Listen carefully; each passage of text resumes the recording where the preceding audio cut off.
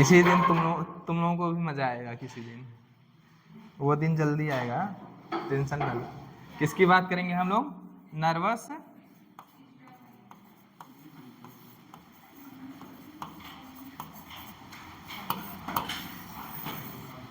System की बात करें तो दो हैं आपका। क्या है आपका? एक सेंट्रल नर्वस सिस्टम है, एक क्या है आपका?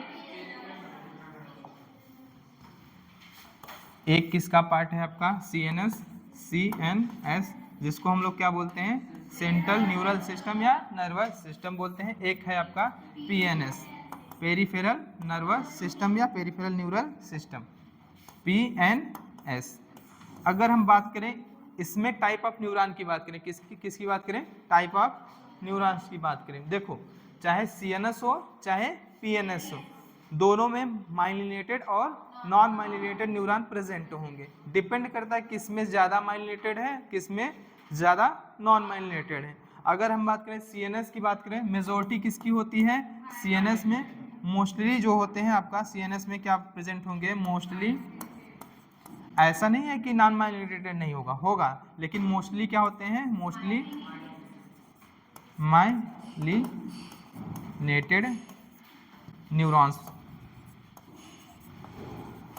न्यूरॉन्स क्या होते हैं? प्रेजेंट होते हैं। ठीक है, मोस्टली क्या होंगे आपके? माइलिनेटेड न्यूरॉन क्या होंगे? प्रेजेंट होंगे। सेकेंड बात जो है, इसमें जो होती है आपकी न्यूरोलीमा लेयर क्या होती है? एब्सेंट होती है। क्या एब्सेंट होगी? न्यूरोलीमा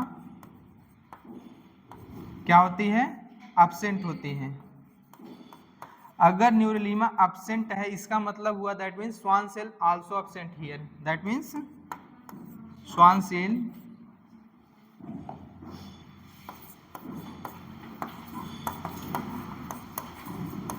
सेल एब्सेंट। स्वान सेल भी क्या है आपका? एब्सेंट है। अगर स्वान सेल एब्सेंट है तो यहाँ पे माइलिन शीथ बनाने का काम कौन करेगी? Oligodendrocyte cell. तो यहाँ पे लिख लेना, यहाँ पे जो माइलिन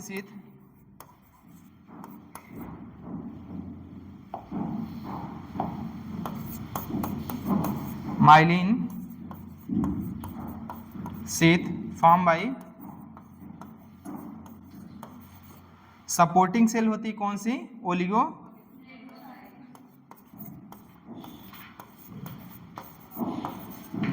डेंड्रोसाइट सेल। तो यहां पे पता चला CNS में मेजोरिटी किसकी होती है? माइलिनेटेड न्यूरॉन्स की। और यहाँ पे जो माइलिन शीथ बनाता है वो कौन बनाता है आपका? ओलिगोडेंड्रोसाइट सेल बनाती है। क्यों? क्योंकि यहाँ पे न्यूरोलीमा लेयर क्या होती है? एब्सेंट होती है। उसी से क्लोजली एसोसिएटेड होती है क्या? आपकी स्वान सेल। तो स्वान सेल भी क्या होगी? यहाँ पे एब्सेंट होगी। तो माइलिन शीथ कौन बनाएगा यहाँ पे? Oligodendrocyte cell. ठीक है। अगर हम बात करें PNS की, किसकी बात करें? PNS की, पेरिफेरल नर्वस सिस्टम की अगर हम बात करें, इसकी बात करें तो यहाँ पे जो मोस्टली जो होता है प्रेजेंट होता है न्यूरॉन, मोस्टली कौन सा न्यूरॉन होगा? Mostly non myelinated neurons present. यहाँ पे क्या होंगे? मोस्टली नॉन माइलिनेटेड क्या होते हैं? न्यूरॉन प्रेजेंट होते हैं। यहाँ पे न्यूरोलीमा क्या होगी? प्रेजेंट होगी। न्यूरोलीमा क्या होगी? अगर न्यूरोलीमा प्रेजेंट है तो स्वान सेल भी क्या होगी? दैट मीन्स स्वान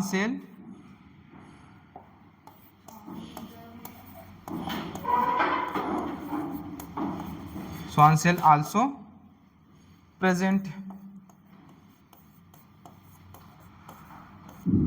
अगर यहाँ पे स्वान सेल प्रेजेंट है तो यही स्वान सेल क्या बनाएगी? आपकी माइलिन शीथ बनाएगी। यही स्वान सेल फॉर्म करेगी, फॉर्म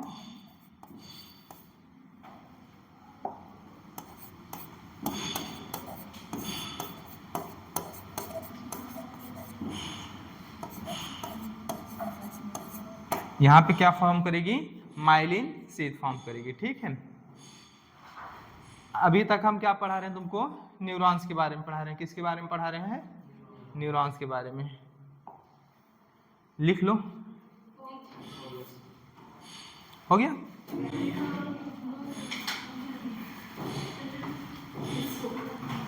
अगर हो गया है तो बताऊं।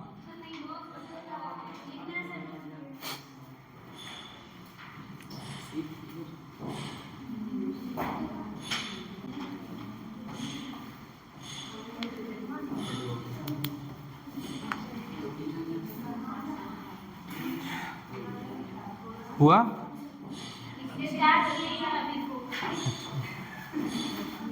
डांट दे रही है हमको।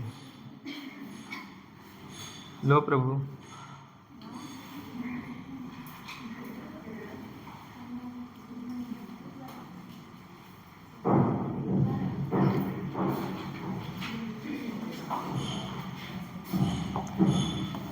ये हियर है भैया, दूसरा कुछ मत समझ लेना। यहाँ पे जो माइलिन शीथ होगी कौन फॉर्म करेगी, स्वान सेल।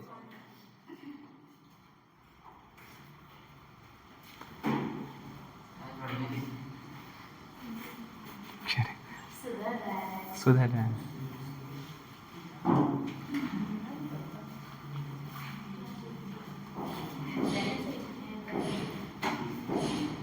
वो कभी कभी डॉक्टरों वाला गुण आ जाता है ना।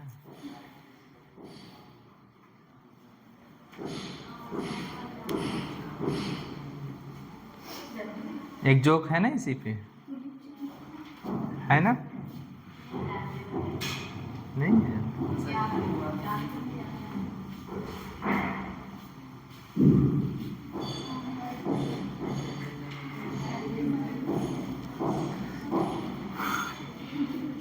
चलो चलो कुछ नहीं, चलो बता रहे हैं, होगा।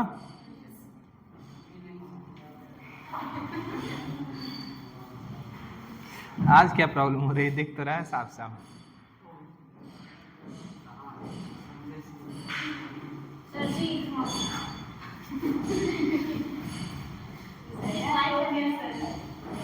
अब बोलना तुम लोग ही। हाँ, ऑल्फैक्टरी लोब, हाँ मतलब माइलिनेटेड से तो नॉन माइलिनेटेड में रहता है।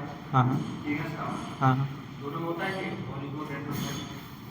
ओलिगोडेंड्रोसाइट सेल सपोर्टिंग सेल है भाई, क्यों नहीं रहेगा। बात कर अगर न्यूरॉन्स हैं, ठीक है, तो सपोर्टिंग सेल क्या होगा आपका, रहेगा कि नहीं सपोर्टिंग सेल। नर्व क्या है आपका, नर्वस टिश्यू है, नर्वस टिश्यू का बना है तो सपोर्टिंग सेल होगा।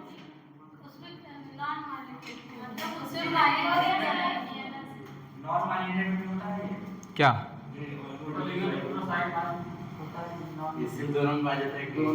अच्छा तुम्हारे कहने का मतलब ओलिगोडेंड्रोसाइट सेल दोनों में पाया जाता है कि नहीं, माइलिनेटेड और non myelinated cell. Supporting cell है, काहे नहीं पाया जाएगा।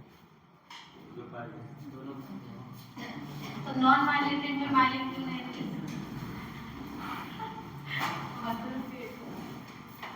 नॉन माइलिनेटेड में माइलिन शीथ क्यों नहीं बनाता, उसका मन है। सपोर्टिंग सेल है मेरे हिसाब से होना चाहिए। अगर ज़्यादा तुमको पढ़ना है तो सर्च कर लो, सर्च कर लो अगर तुमको ज़्यादा डिटेल जानना है। बाकी मेरे हिसाब से, इस हिसाब से हम बता रहे हैं, अगर सपोर्टिंग सेल है तो होना चाहिए, ठीक है। अगर क्लियर करना है तो कर लो। तुम्हारे में तो इतना भी नहीं है, तो काहे आगे कब भागते हो। अच्छा सोच, जाओगे आगे सोचने का बहुत चांस मिलेगा, ठीक है। बात करें किसकी, पीएनएस की बात करें, पेरिफेरल नर्वस सिस्टम की अगर हम बात करें, उसमें जो आपका क्या होता है, न्यूरॉन की अगर हम बात करें,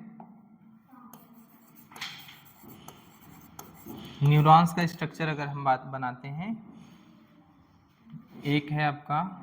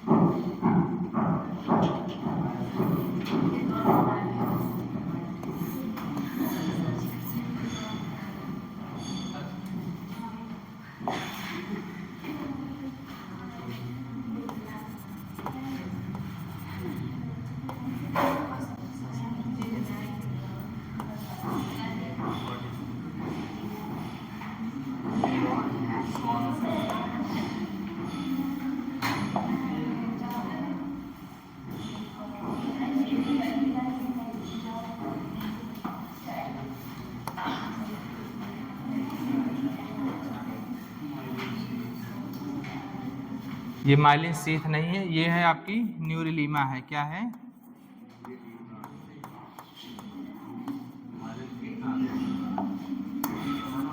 क्या कह रहे हो? अभी नॉन माइलिनेटेड न्यूरॉन का बना रहे हैं। किसका? नॉन माइलिनेटेड का बना रहे हैं। और किस में बना रहे हैं? पीएनएस का बना रहे हैं। ठीक है, समझ में आया कि नहीं? ये क्या है आपकी न्यूरोलीमा है। ये क्या है आपको? एक्सोलीमा। क्या है आपका? एक्सो।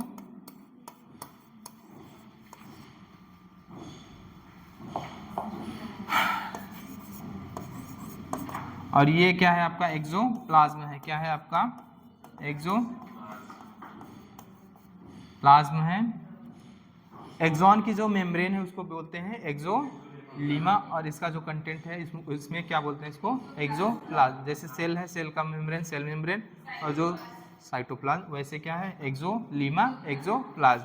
ठीक है, ये तो जानते हो क्या है? टर्मिनल एंड ऑफ एक्सॉन बल्जन होता है, उसको टीलोडेंड या सिनेप्टिक नोब बोलते हैं। ठीक है, समझ में? और ये क्या है आपका? स्वान सेल है। क्या है आपकी? Schwann cell.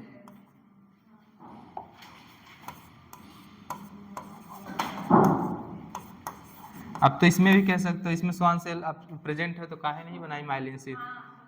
हाँ, ये भी तो कह सकते हैं इसमें है प्रेजेंट है, काहे नहीं बनाए? माइलिनेटेड में काहे बना ले भैया? जब अगर डिफ्रेंशिएट हो के किसकी? स्वान सेल की प्लाज्मा में डिफ्रेंशिएट हो के एक शीथ फॉर्म करी, इंसुलेटेड शीथ बना ली, तो क्या होगा? माइलिन शीथ प्रेजेंट होगा। अगर डिफ्रेंशिएशन नहीं हुआ तो माइलिन शीथ नहीं। ठीक है, लेकिन स्वान सेल तो प्रेजेंट है, तो क्या जरूरी ओलिगो हो सकता है ओलिगोडेंड्रोसाइट सेल क्या हो? प्रेजेंट हो, लेकिन उसमें माइलिन शीथ ना बनाता हो। सपोर्टिंग सेल है तो काहे नहीं प्रेजेंट होगा? समझा? और ज़्यादा डिटेल चाहिए? इतना डिटेल हमको भी नहीं पता है, तुमको अगर पता करना है तो पता कर लो भैया, जितना ज़रूरत हो उतना जानो। बाकी अगर जानने की ज़रूरत हो तो आगे एग्ज़ाम क्लियर करके जाओ। MBBS में बहुत ज़्यादा मिलेगा तुमको जानने के लिए। सिंपल सी बात है। ठीक है, समझ में? अगर तुम इतना जानना चाहते हो तो हमको भी नहीं पता है। ठीक है, सर्च कर लो। सही बात है। जो ज़रूरत की है वो तो तुमको पता नहीं, जो ज़रूरत की चीज़ नहीं है वो तुम कह रहे हो बताओ।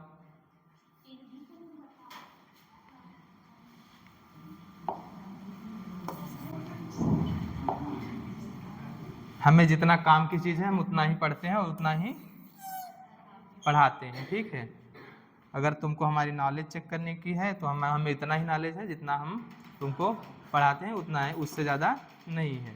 और उससे तुम्हारा क्वेश्चन बनेगा भी और रुकेगा भी नहीं। समझ में आए? सारे के सारे क्वेश्चन हो जाएंगे। समझ में आए? ये किसका है आपका? Non myelinated neuron. और किसका पार्ट है? पीएनएस। पीएनएस में जो न्यूरॉन है प्रेजेंट है उसका है। तो यहाँ पे लिख भी लेना, इसके नीचे नहीं पता लगी तुम लोग महान आत्मा हो, कुछ भी लिख सकते हो।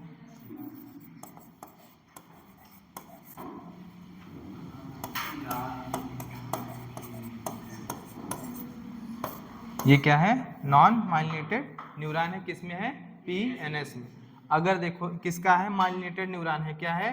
अगर माइलिनेटेड न्यूरॉन है तो सब कुछ है ऐसे ही रहेगा। देखो हो जाएगी, कुछ चेंजेस हो जाएंगी आपकी।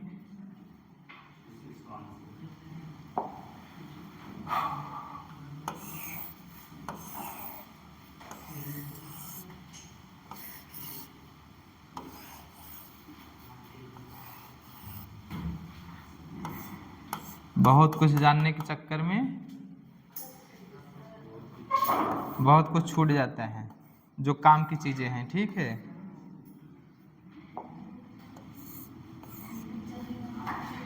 अभी कल पढ़ा रहे हैं तो कह रहे हो एनसीईआरटी नहीं पढ़ाते हैं।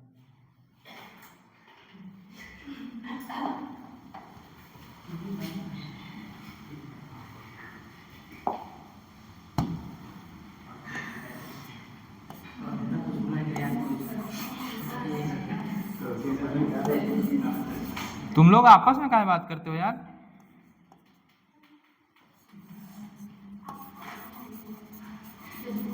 तुम लोग आपस में वार कर लेते हो। वर्ल्ड वार 3 कब हुआ?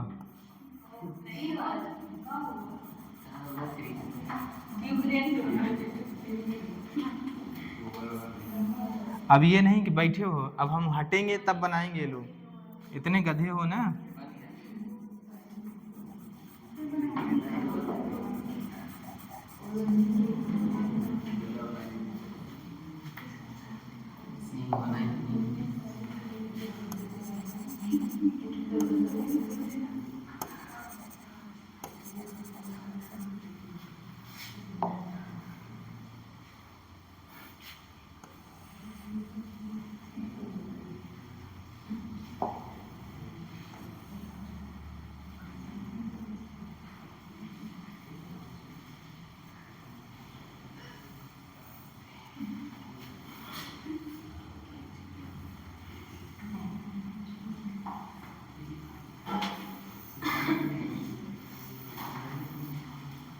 ये क्या है आपका? माइलिनेटेड है। क्या है आपका?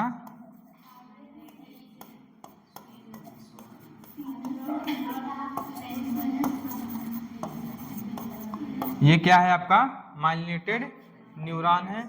इसमें बताने की जरूरत है ये क्या है? जानते हो न्यूरोलीमा है। ये क्या है आपका? स्वान सेल है। ये क्या है आपका? माइलिन शीथ है। इसके बारे में लिख लो, ये क्या है आपका? माइलिन शीथ है। माइलिन शीथ है, ये इंसुलेटेड होती है। इंसुलेटेड शीथ होती है ये। अगर बात करें क्यों होती है, क्योंकि ये बनी होती है फॉस्फोलिपिड की। किसकी बनी होती है?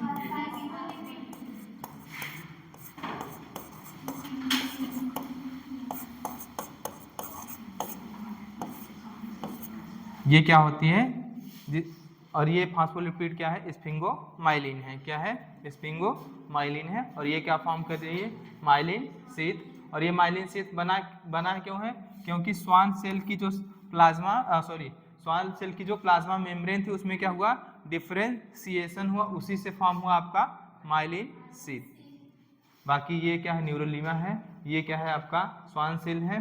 बाकी सब कुछ पता है कौन डेंड्राइट है, कौन सेल बॉडी है।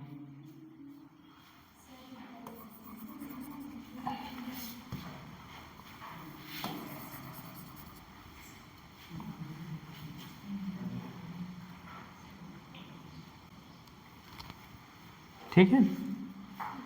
और ये किस सिस्टम का न्यूरॉन है? पेरिफेरल नर्वस सिस्टम का जो न्यूरॉन है वो है।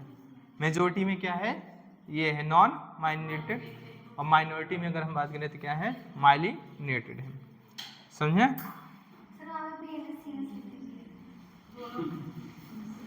दोनों पीएनएस के ही न्यूरॉन है प्रभु।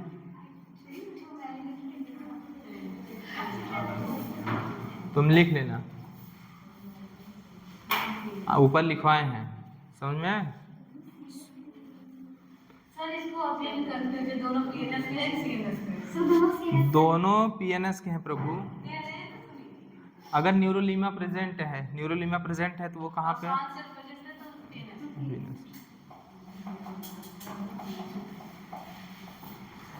ये ब्लू वाला क्या है? ये येलो वाला स्वान सेल है। ये क्या है आपकी? न्यूरोलीमा है। ये भी क्या है? न्यूरोलीमा है। बाकी सब जानते ही हो, ठीक है।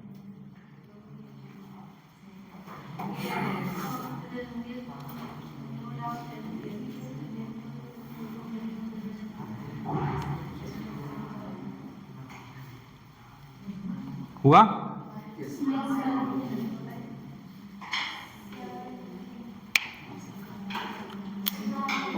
एनसीईआरटी पढ़ा दें?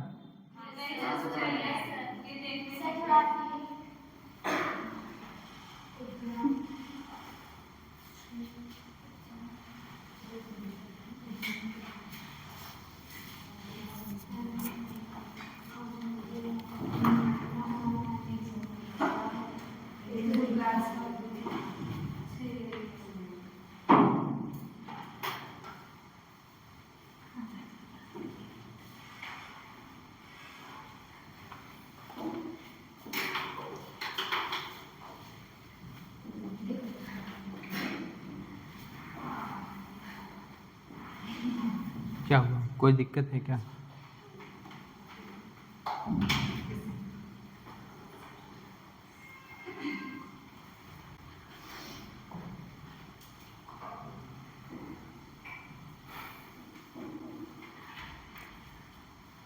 पूरा का पूरा हमारा नर्वस सिस्टम जो होता है, मेजर पोर्शन किसका होता है? आपका सपोर्टिंग सेल का होता है। क्या होता है?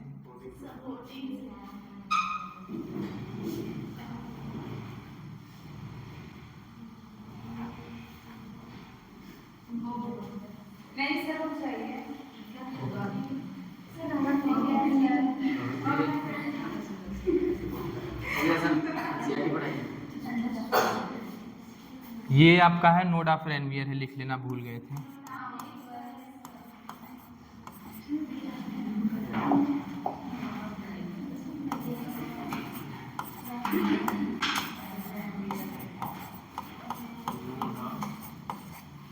नोड ऑफ रेनवियर है। अगर आपका एक्सॉन कहीं भी स्टिमुलस अगर रिसीव करेगा तो वो कौन सा पार्ट है? आपका नोड ऑफ रेनवियर है। और नोड ऑफ रेनवियर क्या है? दो माइलिन शीथ के बीच का जो नॉन इंसुलेटेड पार्ट जो है उसी को क्या बोलते हैं हम लोग? नोड ऑफ रेनवियर बोलते हैं। क्या बोलते हैं? Node of Ranvier. यहीं से एक्सॉन क्या करता है? स्टिमुलस रिसीव करता है। अगर यहाँ पे दोगे स्टिमुलस रिसीव नहीं करेगा। समझ में? इसमें देखो फास्ट कंडक्शन होता है, इसके बारे में लिख लेना। इसमें कंडक्शन क्या होगा? फास्ट कंडक्शन होगा। कंडक्शन क्या होगा आपका? फास्ट कंडक्शन होगा किसमें? माइलिनेटेड न्यूरॉन में। और वो कंडक्शन कौन सा होता है? Saltatory.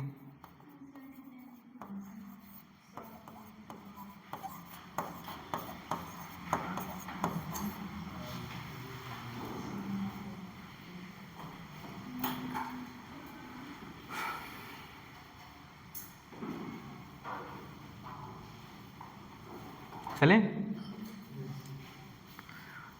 Genesis of resting membrane potential, मतलब पोलराइजेशन ऑफ मेम्ब्रेन। कैसे भी कोई जो मेम्ब्रेन है किसकी? न्यूरॉन की जो मेम्ब्रेन है, समझ में, वो कैसे पोलराइज्ड होती है, डिपोलराइज्ड कैसे रीपोलराइजेशन होता है। ठीक है, उसके बारे में दिया है। एनसीईआरटी पढ़ा दे, उसके बाद पढ़ाते हैं। ठीक है, यहाँ तक डाउनलोड है इसमें।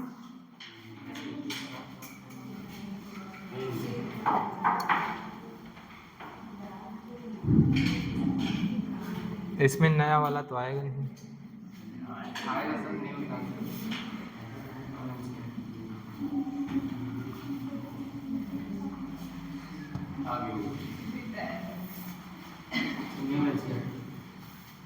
वो वही देता है, पुराना ही देता है।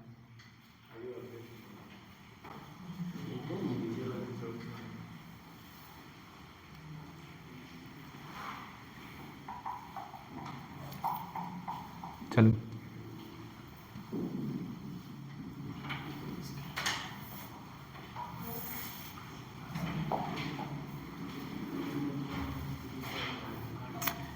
क्या कह रहा है? एज यू नो, जैसा कि आप जानते हैं हमारी बॉडी में कोई भी ऑर्गन है, ऑर्गन सिस्टम है, क्या होना चाहिए? कोऑर्डिनेटेड।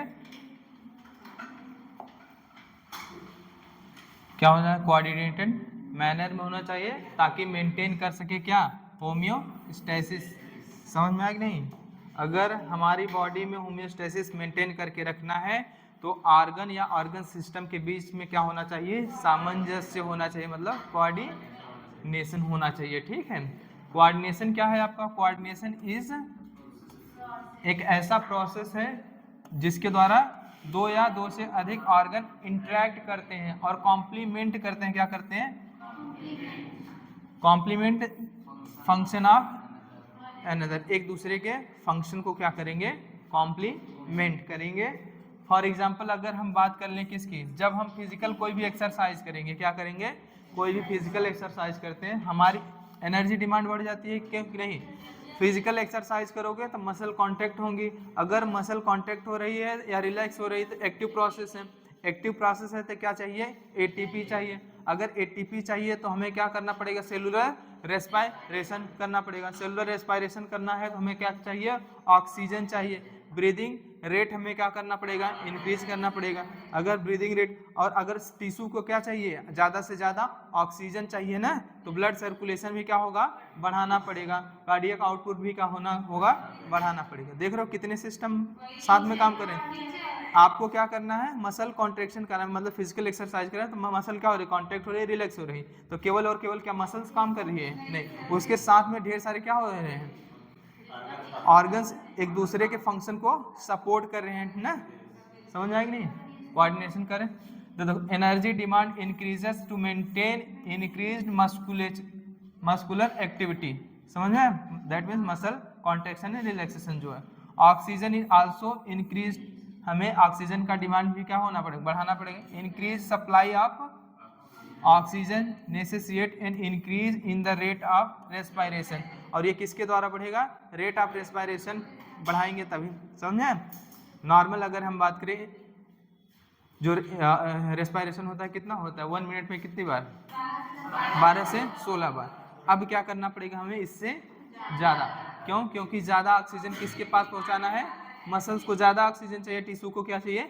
ज़्यादा ऑक्सीजन चाहिए, तो रेट ऑफ रेस्पायरेशन बढ़ेगा। क्यों? ऑक्सीजन की सप्लाई को, ठीक है। हार्ट बीट भी क्या करना पड़ेगा हमें? Increase blood flow by blood vessel. Oxygen क्या ऐसे दौड़ के चला जाएगा? ब्लड के ही थ्रू ट्रांसपोर्ट ऑफ ऑक्सीजन किसके थ्रू होगा? ब्लड के थ्रू। हीमोग्लोबिन होगा, बाइंड करेगा हीमोग्लोबिन से, तभी तो पहुंचेगा टारगेटेड टिश्यू तक। समझ में? तो ब्लड फ्लो भी बढ़ाना पड़ेगा। When physical exercise is stop, जब फिजिकल एक्सरसाइज क्या हो जाएगी? स्टॉप हो जाएगी। ये सारी की सारी एक्टिविटीज नर्व की, लंग्स की, हार्ट की, किडनी की gradually return to their normal, जैसे नॉर्मली फंक्शन करते हैं उसी तरह से फिर फंक्शन करेंगे। ठीक है? 10 इसलिए कह रहा है function of muscle, lungs, heart and blood vessels, kidney और अदर ऑर्गन्स जो है वो क्या है? कोऑर्डिनेटेड है जब परफॉर्मिंग या फिजिकल एक्सरसाइज। तो ये सारी चीज़ें क्या हो? आपस में सामंजस्य बना के रखती हैं। किसके लिए? फिजिकल एक्सरसाइज के लिए। In our body neural system and endocrine system jointly work together. क्या होते हैं ये? या coordinated and integrated all activities of the organ that they function in synchronise fashion. Synchronise function का मतलब होता है न्यूरल सिस्टम और इंडोक्राइन सिस्टम एक साथ काम करेंगे, और ये क्या करते हैं? कंट्रोल करते हैं हमारी जो भी ऑर्गन्स की एक्टिविटी है, ऑर्गन सिस्टम की जो भी एक्टिविटी है, फंक्शन है उसको। ठीक है? The neural system provides an organised network point to point क्या होता है? कनेक्शन होता है फॉर क्विक कोऑर्डिनेशन के लिए। ये किसका काम है? न्यूरल सिस्टम का। समझ में आएगी नहीं? अगर हम बात करें इंडोक्राइन सिस्टम की बात करें तो प्रोवाइड क्या करता है? ये केमिकल इंटीग्रेशन जिसके थ्रू हार्मोन्स, और वो केमिकल क्या होते हैं? हार्मोन्स होते हैं। समझ में आए? अब यही बात कर रहा है हमें इस चैप्टर में क्या क्या पढ़ना है, क्या नहीं पढ़ना है। तो समझ में आ रहा है क्या पढ़ना है, क्या नहीं पढ़ना। क्या पढ़ना है आपको इस चैप्टर में? न्यूरल सिस्टम, ऑर्गेनाइज नेटवर्क का point to point, the endocrine system provides chemical, और क्या कर रहे हैं? You will learn about the neural system के बारे में पढ़ोगे। ह्यूमन मैकेनिज्म क्या है, न्यूरल कोऑर्डिनेशन क्या है, और क्या है आपका transmission of nerve impulse conduction across the synapse. Neurons क्या करते हैं? एक दूसरे से अटैच्ड होकर क्या फॉर्म करते हैं? सिनेप्स फॉर्म करते हैं। समझ में आए? अभी सिनेप्सिस पढ़ाएंगे तो इलेक्ट्रिक सिनेप्स पढ़ाएंगे और केमिकल सिनेप्स पढ़ाएंगे, ठीक है। न्यूरोमस्कुलर जंक्शन पढ़े हो, न्यूरोमस्कुलर जंक्शन पढ़े हो, तो उसमें क्या है, न्यूरल एंड मस्कुलर क्या होता है, सिनेप्सिस होती है कि नहीं होती है। एनएमजे जंक्शन पढ़े हो, वो भी किसका ही है, सिनेप्सिस ही है, उसको भी पढ़ोगे, तुम पढ़ चुके हो लेकिन थोड़ा बहुत दिया है। न्यूरल सिस्टम की बात करें, neural system of all animal is composed of highly specialised cell होती है, जिसे हम लोग क्या बोलते हैं, हम न्यूरॉन। न्यूरॉन क्या है, पहली बात तो ये क्या है, हाईली स्पेशलाइज्ड क्या है, सेल है, जिसको हम, और न्यूरॉन का काम क्या होता है, ये डिटेक्ट करती है, रिसीव करती है, ट्रांसमिट करती है डिफरेंट काइंड्स ऑफ स्टिमुलस। समझ में आया कि नहीं। अगर आपको ठंडा महसूस होता है, गर्म महसूस होता है, कड़वा महसूस होता है, ठीक होता है कि नहीं, सबके लिए क्या होता है, एक रिसेप्टर प्रेजेंट होते हैं, अलग अलग तरह के रिसेप्टर, हीट के लिए अलग होगा, कोल्ड के लिए अलग होगा, प्रेशर के लिए अलग होगा, पेन के लिए अलग होगा, सुनने के लिए भी होता है कि नहीं रिसेप्टर, सुनने के लिए भी क्या होगा, रिसेप्टर अलग होगा। तो पहले स्टिमुलस वो देखेगा किस टाइप का स्टिमुलस है, उसी तरह से उसी के अकॉर्डिंग क्या करता है, रिस्पॉन्ड करता है। पहले डिटेक्ट करेगा, फिर उसको रिसीव करेगा, उसके बाद ट्रांसमिट करेगा अलग अलग तरह के स्टिमुलस को। Neural organisation is very simple in lower invertebrates.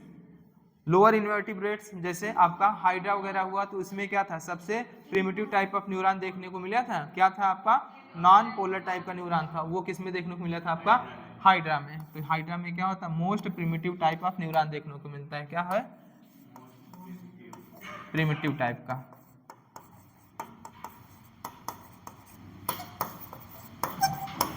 Types of neuron, और ये किस तरह का था, नॉन पोलर था, क्या था, non polar. Compose of network of neurons. The neural system is better organise in insect. मतलब क्या हुआ, इंसेक्ट में क्या आ जाएंगे आपके, आर्थ्रोपोड आएंगे, आर्थ्रोपोड क्या है, इंसेक्ट है कि नहीं। लोअर इनवर्टिब्रेट की बात करोगे तो क्या होगा, सबसे सिंपल है, प्रिमिटिव टाइप का मिलेगा आपका। अगर ज्यादा डेवलप्ड देखना है तो कहाँ से, इंसेक्ट वगैरह में देखने को मिले, where brain is present along with क्या होता है, नंबर्स ऑफ गैंग्लिया। गैंग्लिया का मतलब होता है ग्रुप ऑफ, क्या होता है, group of cell body, group of cell body, cell body in PNS, in PNS. PNS में जो ग्रुप ऑफ सेल बॉडी होती है उसी को हम लोग क्या बोलते हैं, गैंग्लिया बोलते हैं, न्यूरल टिश्यू। समझे। The vertebrates have a more developed neural system as compare to invertebrate. हमें क्या होता है, न्यूरल सिस्टम मोर डेवलप्ड होता है। ह्यूमन न्यूरल सिस्टम के बारे में पढ़ना है, पढ़ लो। क्या कह रहा है कि the human neural system is divided into 2 parts. पहला क्या है आपका, सेंट्रल नर्वस सिस्टम है, दूसरा क्या है आपका, पेरिफेरल नर्वस सिस्टम है। सेंट्रल नर्वस सिस्टम में दो चीजें आएंगी, क्या आएंगी, ब्रेन आएगा और क्या आएगा आपका, स्पाइनल कॉर्ड आएगा, ठीक है। इसी ब्रेन और स्पाइनल कॉर्ड से जो नर्व निकलती है वो क्या, कौन सा पार्ट बनाती है, पेरिफेरल नर्वस सिस्टम का पार्ट बनाती है। समझ में आया, पीएनएस का।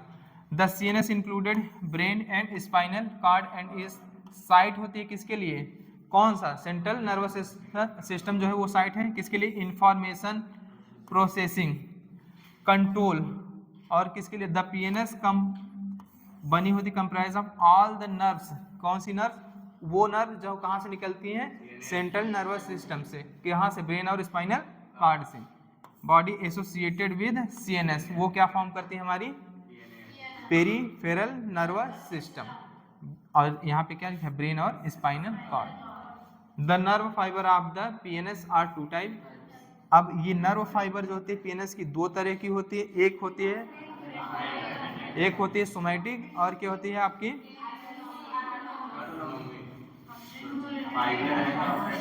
चलो ये न्यूरॉन के बारे में कह रहा है, किसके बारे में कह रहा है, न्यूरॉन के। अगर पीएनएस की बात करें, पीएनएस फर्दर डिवाइड होता है 2 भागों में, एक क्या है आपका सोमैटिक नर्वस सिस्टम है, और ये क्या है आपका ऑटोनोमिक नर्वस सिस्टम। और ऑटोनोमिक नर्वस सिस्टम जो होता है वो किस में फिर फर्दर डिवाइड है, सिंपैथेटिक और पैरासिम्पैथेटिक। समझ में आई कि नहीं? दो फाइबर क्या है आपके, अफरेंट फाइबर है और इफरेंट फाइबर। समझ में? अफरेंट इफरेंट, अफरेंट को हम लोग क्या बोलते हैं, सेंसरी। ये क्या है आपका, सेंसरी भी बोलते हैं, और इसको हम लोग मोटर भी बोलते हैं। क्या बोलते हैं, मोटर भी बोलते हैं। ठीक है। The afferent nerve fibre transmit impulse from tissue to organ, tissue to, from tissue organ to the, सुन लो सुन लो पहले। मान लो कोई आपका क्या है यहाँ पे टिश्यू है, या कोई आपका क्या है ऑर्गन है। जब ये स्टिमुलस दोगे, इसको क्या करोगे, स्टिमुलस दोगे, ये स्टिमुलस पास आउट करेगा किसके पास, सीएनएस के पास। क्या है, सीएनएस। तो ये क्या है आपका रिसेप्टर, क्या है, रिसेप्टर। ये क्या हुआ आपका रिसेप्टर। इसके पास सेंसरी फाइबर गया, कौन सा फाइबर, सेंसरी। और ये सेंसरी क्या है, अफरेंट है। क्या है, अफरेंट है। ये क्या है, अफरेंट। कौन सा फाइबर है, अफरेंट। अब ये मोटर फाइबर के थ्रू रिस्पॉन्ड करेगा किसके पास, इफेक्टर के पास। क्या करेगा, इफेक्टर के पास रिस्पॉन्स करेगा, किसके थ्रू, मोटर फाइबर। और ये मोटर फाइबर क्या होता है आपका, इफरेंट होता है। क्या होता है,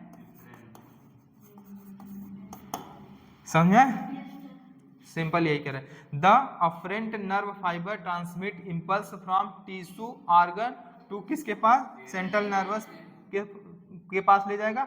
एंड जो इफरेंट फाइबर होता है वो क्या करता है, ट्रांसमिट करता है या रेगुलेटरी इम्पल्स भेजेगा कहाँ से, सीएनएस से।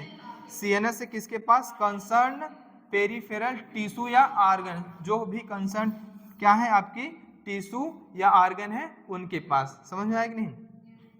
जैसे आपको हीट, आपके पास यहाँ पे हीट लाएगा, तो हीट यहाँ पे जो हीट रिसेप्टर होंगे, रिसेप्टर क्या हो जाएंगे, रिसीव करेंगे स्टिमुलाई। इस स्टिमुलाई के किसके पास भेजेंगे, सीएनएस के पास भेजेंगे। अब सीएनएस जाके कहाँ, सीएनएस के पास जाएगा, फिर वो कमांड करेगा किसके थ्रू, मोटर फाइबर के थ्रू। यहाँ पे आएगा, इफेक्टर के पास आएगा, इफेक्टर के पास आएगा कहेगा मसल कॉन्ट्रैक्ट करो, और वहाँ से क्या करेगा, हाथ को हटा लेगा। ठीक है, समझ में आएगा नहीं? तो कहाँ पहुंचा, the PNS is divided into two division, जिनको हम लोग सोमैटिक न्यूरल सिस्टम बोलते हैं एंड ऑटोनोमिक न्यूरल सिस्टम बोलते हैं। क्या बोलते हैं, पीएनएस फर्दर डिवाइड होता है किसमें, somatic neural system and autonomic neural system में। क्या है आपका, पीएनएस इज फर्दर डिवाइडेड किनमें, सोमैटिक न्यूरल सिस्टम, ये क्या है आपका ऑटोनोमिक न्यूरल सिस्टम। जो सोमैटिक न्यूरल सिस्टम जो होता है वो रिले करता है क्या, किसको, क्या होता है, इम्पल्स को। इम्पल्स को कहाँ से, from CNS to skeletal muscle, while the autonomic neural जो आपका होता है वो क्या करता है, ट्रांसमिट करता है इम्पल्स को from CNS to the involuntary organ. Simply simply simply सुन लो। मान लो कोई यहाँ पे रिसेप्टर है, क्या है, इसके बारे में भी पढ़ाते हैं, ये जो कहा है ना इसके बारे में भी पढ़ाते हैं, टाइप ऑफ न्यूरॉन जो बताते हैं उसी में पढ़ाते हैं, लेकिन तुम लोग पढ़ना ही नहीं चाह रहे थे। रिसेप्टर से कहाँ पहुंचा, सीएनएस के पास। कहाँ से, सीएनएस के पास। अब ये सीएनएस क्या करता है, दो फाइबर हैं इसके, क्या है, दो फाइबर। अगर किसको, स्केलेटल मसल को जा रहा है, किसके पास, मसल्स को, स्केलेटल मसल्स के पास जा रहा है, रिस्पॉन्ड कर रहा है, ये किस फाइबर के थ्रू करेगा, सोमैटिक फाइबर के थ्रू। क्या करेगा, सोमैटिक फाइबर के थ्रू। अगर कोई विसरल ऑर्गन है, ऑर्गन, ठीक है, तो वो किसके थ्रू करेगा आपका, ऑटोनोमिक फाइबर के थ्रू। किसके, ऑटोनोमिक फाइबर के थ्रू। और ये क्या बनाएगा आपका ऑटोनोमिक न्यूरल सिस्टम, ये क्या बनाएगा, सोमैटिक न्यूरल सिस्टम। ठीक है, वही बात कह रहा है। Involuntary organ and smooth muscle of the body, the autonomic neural system is further, ANS further किसमें क्लासिफाइड किया जाए है आपका, sympathetic and parasympathetic neural system में। समझ में आया? न्यूरल सिस्टम दो तरह के, क्या है आपका सेंट्रल नर्वस सिस्टम और क्या है आपका peripheral nervous system. Central nervous system command करता है किसको, अगर सेंट्रल नर्वस सिस्टम कमांड कर रहा है किसको, थ्रू सोमैटिक फाइबर के थ्रू। किसके थ्रू, सोमैटिक फाइबर के थ्रू, वो क्या होगा आपका सोमैटिक नर्वस सिस्टम होगा। अगर किसके थ्रू कर रहा है, ऑटोनोमिक फाइबर के थ्रू कर रहा है, तो क्या होगा आपका ऑटोनोमिक नर्वस सिस्टम होगा। और ये दोनों किसके पार्ट हैं, पीएनएस के पार्ट हैं, किसके, पेरिफेरल नर्वस सिस्टम के पार्ट हैं। अब क्या होता है, ऑटोनोमिक नर्वस सिस्टम जो होता है फर्दर कितने दो भागों में बटा है, क्या आपका, एक सिंपैथेटिक नर्व और एक पैरासिम्पैथेटिक, ठीक है। देखो विसरल नर्वस सिस्टम की बात करें, किसकी बात करें, visceral nervous system is the part of, किसका होता है, पेरिफेरल नर्वस सिस्टम का ही पार्ट है क्या आपका विसरल नर्वस सिस्टम। और ये किससे मिलके बना होता है, comprises the whole complex nerve, इसमें पूरी की पूरी कॉम्प्लेक्स नर्व्स आ जाएंगे और क्या आ जाएंगे, फाइबर आ जाएंगे और गैंग्लिया आ जाएंगे और प्लेक्सेस आ जाएंगे। प्लेक्सेस के बारे में हम तुमको पढ़ाएंगे किसमें, जब हार्मोन्स पढ़ाएंगे उसमें बताएंगे, ठीक है। Which impulse travel from the central nervous system to the, ये कहाँ पे जाएंगे, जो भी हमारी विसरल ऑर्गन्स हैं, viscera to the central nervous system. देखो विसरल नर्वस सिस्टम किसका पार्ट है आपका, पीएनएस का ही पार्ट है। और इसमें होता है क्या, किससे मिलकर बना होता है, कंप्लीट कॉम्प्लेक्स आपका क्या होगा, नर्व होंगी, फाइबर होगी, गैंग्लिया होगी, प्लेक्सेस होते हैं। और ये क्या करती हैं, इम्पल्स को, इम्पल्स यहाँ ये ये इम्पल्स को क्या करती हैं, फ्रॉम सेंट्रल नर्वस सिस्टम के कहाँ तक पहुँचाती हैं, विसरल ऑर्गन्स जो होती हैं वहाँ तक पहुँचाती हैं, ठीक है। Neurons as a structural and functional unit of nervous system. अगर पूछे नर्वस सिस्टम की स्ट्रक्चरल एंड फंक्शनल यूनिट क्या है, तो क्या है आपका न्यूरॉन है। न्यूरॉन, और neuron is a microscopic structure है, क्या खुली आंखों से देख सकते हो क्या न्यूरॉन को, तो क्या है आपका माइक्रोस्कोपिक स्ट्रक्चर है, कंपोज्ड ऑफ 3 मेजर पार्ट होते हैं। उनका नाम क्या है आपका, सेल बॉडी है, डेंड्रॉइड है, एक्सॉन है। The cell body contains cytoplasm, क्या होता है सेल बॉडी में, साइटोप्लाज्म होता है विथ टिपिकल सेल ऑर्गेनेल्स होते हैं। अगर हम बात करें सेल बॉडी में सेंट्रियोल प्रेजेंट होगा कि एब्सेंट होगा, सेल बॉडी में सेंट्रियोल प्रेजेंट होगा कि एब्सेंट होगा, हाँ एब्सेंट होगा, इसीलिए न्यूरॉन सेल डिवाइड नहीं होती है। अब बताओ सब, अगर हम बात करें जो हमारा नर्वस सिस्टम बना होता है उसमें से जो सपोर्टिंग सेल होती है वो वही क्या क्या होती है, डिवाइड होती है, बाकी न्यूरॉन्स की सेल डिवाइड नहीं होती हैं। इसके पास क्या नहीं प्रेजेंट होता है, सेंट्रियोल प्रेजेंट नहीं होता। अगर बात करें तो मेम्ब्रेन बाउंड ऑर्गेनेल्स प्रेजेंट होते हैं, केवल और केवल कौन सा ऑर्गेनेल नहीं प्रेजेंट, आपका सेंट्रियोल एब्सेंट होता है, ठीक है। Typical organelles certain granular body पाई जाती है, जिसे हम लोग क्या बोलते हैं, नीजल्स ग्रेन्यूल्स बोलते हैं। और ये नीजल्स ग्रेन्यूल्स आपका प्रेजेंट होता है डेंड्राइट और सेल बॉडी दोनों में प्रेजेंट होता है। और इस नीजल ग्रेन्यूल्स में होते ही क्या है आपके, राइबोसोम होता है, क्या होता है, राइबोसोम होता है, प्लस क्या होता है आपका ईआर होता है, इंडोप्लाज्मिक रेटिकुलम, उसमें भी होता है रफ इंडोप्लाज्मिक रेटिकुलम होता है। और ये नीजल्स ग्रेन्यूल्स आगे चल के क्या करते हैं, ट्रांसलेशन में पार्टिसिपेट करेंगे, किसमें, ट्रांसलेशन में, मतलब क्या फॉर्म करेंगे, प्रोटीन फॉर्म करेंगे, क्या फॉर्म करेंगे, प्रोटीन फॉर्म करेंगे। समझ में, क्या बनाएंगे, प्रोटीन, समझ में। नीजल्स ग्रेन्यूल्स पूछे क्या होता है, राइबोसोम प्लस ईआर होता है, जिसको हम लोग इंडोप्लाज्मिक रेटिकुलम, और उसमें से कौन सा होता है, रफ या स्मूथ है, तो रफ इंडोप्लाज्मिक रेटिकुलम जो होता है वो प्रेजेंट होता है, समझ में। और कहाँ कहाँ पाया जाता है, डेंड्राइट और आपका सेल बॉडी में प्रेजेंट। अगर पूछे एक्सॉन में प्रेजेंट होता है कि नहीं होता है, एक्सॉन में क्या होगा, absent. Short fibre which branch repeatedly and project out of the cell body, उसे हम लोग क्या बोलते हैं, डेंड्राइट बोलेंगे भैया।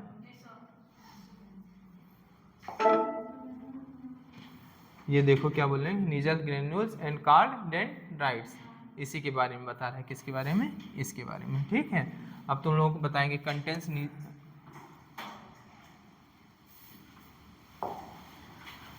नीजल्स ग्रेन्यूल्स, जिसे हम लोग क्या बोलते हैं, डेंड्राइट बोलते हैं। These fibre transmit impulse towards the cell body, ये क्या करते हैं, इम्पल्स को रिसीव करेंगे, कहाँ पे लाएंगे, सेल बॉडी के पास लाएंगे, towards the cell body. The axon is long fibre ये क्या होता है, डिजिटल एंड पे क्या होता है, एक ब्रांचिंग होती है जिसको हम लोग क्या, ईच ब्रांच टर्मिनल्स एक बल्ब लाइक स्ट्रक्चर पाया जाता है, उसे हम लोग क्या बोलते हैं, सिनेप्टिक नोब। इसी का दूसरा नाम है टीलोडेंड्रिया। इसी को हम लोग क्या बोलते हैं, टीलोडेंड्रिया बोलते हैं। क्या बोलते थे,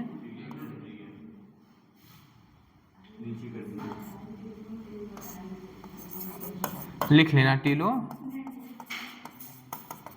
टीलोडेंड्रिया विच पॉजेजेस मतलब रखता है क्या, सिनेप्टिक वेसाइकल होता है। और इस सिनेप्टिक वेसाइकल में क्या होते हैं, केमिकल्स होते हैं जिन्हें हम लोग न्यूरोट्रांसमीटर बोलते हैं। The axon transmit nerve. अब एक्सॉन से नर्व कहाँ पे पहुंचेगा, nerve impulse away from the cell body towards axon terminal, किसके पास, synapse body to a synapse और अ न्यूरोमस्कुलर जंक्शन की ओर। समझ, या तो देखो एक एक्सॉन ए होगा, फिर क्या होगा, दूसरा एक्सॉन होगा, क्या होगा आपका, दूसरा एक्सॉन होगा, इनके बीच में क्या होगी आपकी सिनेप्सिस होगी, सिनेप्सिस होगी, या तो आपका क्या होगा, न्यूरॉन होगा, क्या होगा आपका, न्यूरॉन होगा, और क्या होगी, मसल्स होगा, और इनके बीच क्या हो सकती है, सिनेप्सिस हो सकती है। अगर न्यूरोमस्कुलर जंक्शन है तो वहाँ पे क्या रिलीज होगा, आपका न्यूरोट्रांसमीटर रिलीज होगा, किसमें, सिनेप्टिक क्लेफ्ट में, और ये बाइंड करेगा किससे, रिसेप्टर से, जो प्रेजेंट होता है पोस्ट सिनेप्टिक मेम्ब्रेन पे। अभी दिखा रहे हैं तुमको। Based on the number of axon and dendrites the neurons जो होते हैं आर डिवाइडेड इनटू 3 टाइप्स। आपका होता है मल्टीपोलर, या एक कहाँ पे प्रेजेंट होता है, 1 एक्सॉन होती है एंड 2 क्या होती है, 1 एक्सॉन एंड 2 और मोर डेंड्राइट, 2 या 2 से अधिक क्या हो सकती हैं, डेंड्राइट प्रेजेंट हो सकती है, लेकिन एक्सॉन क्या होगा, सिंगल होता है। और ये कहाँ पे पाया जाता है, आपका सेरेब्रल कॉर्टेक्स, जिस वो सेंट्रल नर्वस सिस्टम का ही पार्ट होता है। ठीक है, बाइपोलर न्यूरॉन की अगर हम बात करें तो सिंगल एक्सॉन होगा और सिंगल डेंड्राइट होगा। ये पाया जाएगा किसमें, रेटिना में, रेटिना ऑफ आई में पाया जाता है। और कहाँ पे पाया जाता है, आपका ऑल्फैक्टरी लोब है वहाँ पे पाया जाता है, टेस्ट बड जो होते हैं वहाँ पे पाया जाता है। और क्या होता है आपका,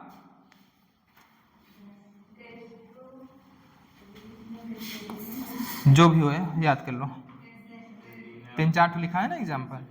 यूनिपोलर की अगर हम बात करें तो इसमें क्या होगा, सेल बॉडी होगा विथ 1 क्या होता है आपका, एक्सॉन होगा। इसमें क्या होगा, डेंड्राइट होगा कि नहीं होगा, यूनिपोलर में कहाँ पे होता है डेंड्राइट, इतना सोच रहा है, डेंड्राइट नहीं, केवल सेल बॉडी है विथ 1 एक्सॉन। समझ में, only found usually in embryonic stage, कहाँ पे प्रेजेंट होता है, एम्ब्रियोनिक स्टेज में। There are 2 types of axon होते हैं, उनका नाम क्या है, माइलिनेटेड एंड नॉन माइलिनेटेड। क्या है, myelinated and non myelinated. The myelinated nerve fibres जो होते हैं are enveloped with a Schwann cell से, और क्या होते हैं, विच फॉर्म माइलिन शीथ। ये किसकी बात कर रहा है, पीएनएस, पेरिफेरल नर्वस सिस्टम की बात कर रहा है। किसकी बात कर रहा है, पेरिफेरल नर्वस सिस्टम की बात कर रहा है। ठीक है, विच फॉर्म ऑफ माइलिन क्या बनाती है, माइलिन शीथ फॉर्म करती है, कौन, स्वान सेल। और ये कौन सा सिस्टम है, पीएनएस, पीएनएस का जो न्यूरॉन है उसमें बात कर रहा है। ठीक है, the gap between 2 adjacent myelin sheath are called node of Ranvier. ये क्या कहलाता है आपका, नोड ऑफ रेनवियर कहलाता है। Myelinated nerve fibre are found in spinal and cranial nerve जो थी, मतलब ये सीएनएस में हो, जो है सीएनएस का। Unmyelinated nerve fibre is enclosed by Schwann cell that does not form myelin sheath around the axon and is commonly called या found in autonomic nervous system.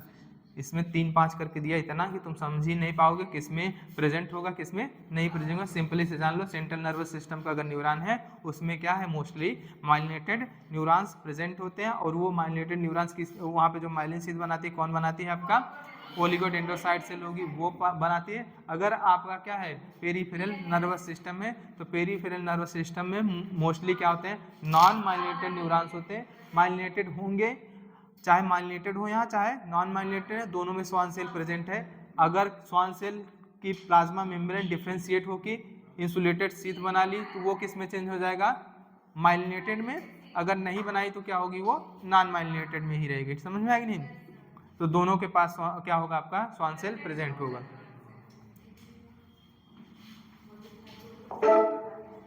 अगर तुम ये स्ट्रक्चर देख के बताओ तो ये किसका है, पीएनएस में जो न्यूरॉन है उसका है या आपका सीएनएस में है? ये किसका है, पीएनएस का है। यहाँ पे देखो श्वान सेल प्रेजेंट है, ये क्या है आपका एक्सॉन है, और ये क्या है, एक्सोप्लाज्म, एक्सोलीमा है। ये इनके बीच में जो क्या है, नोड ऑफ रैनवियर है।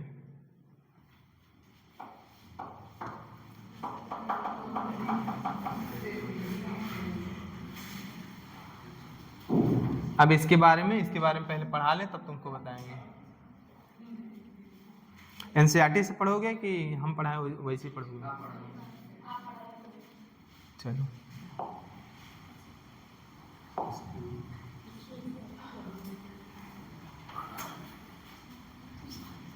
क्या था आपका,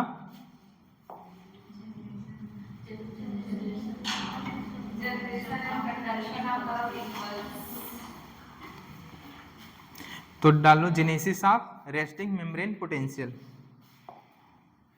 हेडिंग डाल लेना, genesis of RMP, resting membrane potential कैसे जनरेट होता है उसके बारे में पहले देख लो।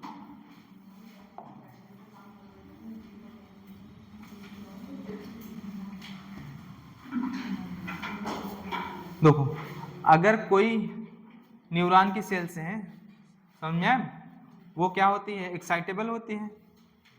अगर स्टिमुलस दो तो क्या हो जाएगी, वो एक्साइटेड होगी।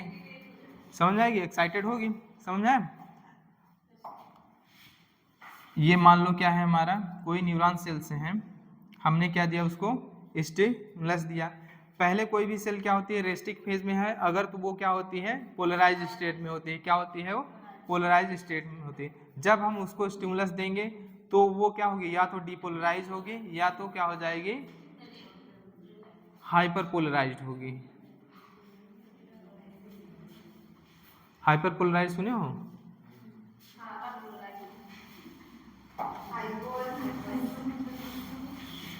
चलो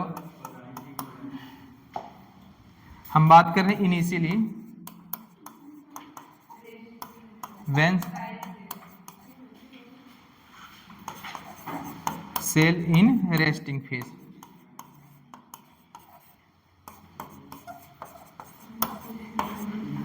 जब इनिशियली सेल क्या होती है, रेस्टिंग फेज में होती है। क्या होती है, रेस्टिंग फेज में होती है। तब जो एक्सॉन की मेम्ब्रेन होती है जिसको हम लोग बोलते हैं एक्सोप्लाज्म। एक्सोप्लाज्म जो होती है वो क्या होगी, परमिएबल होगी किसके लिए, पोटेशियम आयन के लिए। क्या होती है, केवल और केवल परमिएबल किसके लिए होगी, पोटेशियम आयन के लिए। इनिशियली क्या होगा, मेम्ब्रेन ऑफ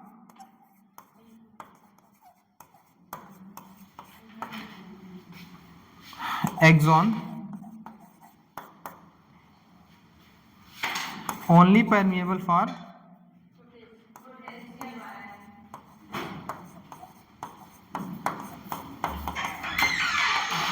पोटेशियम आयंस।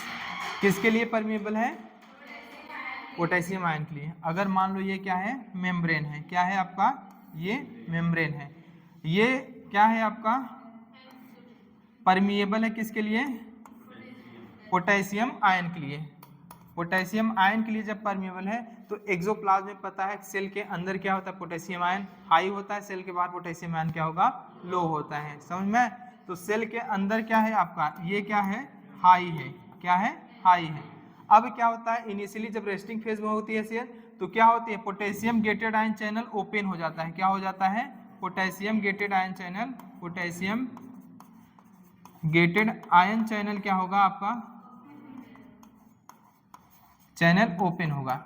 जैसे ही ओपन हुआ क्या आपका, potassium gated ion channel, outflux, rapid outflux किसका होता है, पोटेशियम आयन का। कहाँ पे, आउटसाइड ऑफ द एक्सोप्लाज्म। यहाँ पे पोटेशियम आएगा, यहाँ पे पोटेशियम ढेर सारे क्या हो जाएंगे, अक्युमुलेट होंगे। कहाँ पे, आउटसाइड। समझ में? जब, और ये क्या होते हैं, ये तो पोटेशियम के लिए इनिशियली परमिएबल है, लेकिन अदर आयन के लिए क्या होती है, अदर आयन के लिए क्या होगी, आयंस के लिए ऑलमोस्ट क्या होती है, इम्परमिएबल होते हैं, ऑलमोस्ट क्या होगी,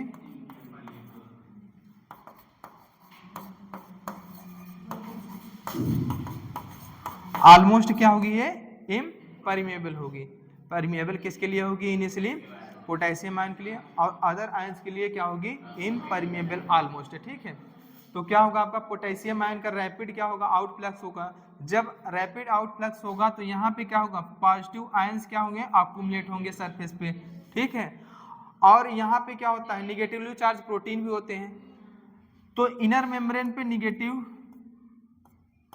चार्ज प्रोटीन भी क्या होने लगती हैं, अक्यूमुलेट होने लगती हैं। अब ये क्या होता है, एक पोटेंशियल डेवलप करता है, क्या करता है, पोटेंशियल। अगर प्लस है माइनस है तो इनके बीच में क्या होगा, पोटेंशियल डेवलप होगा।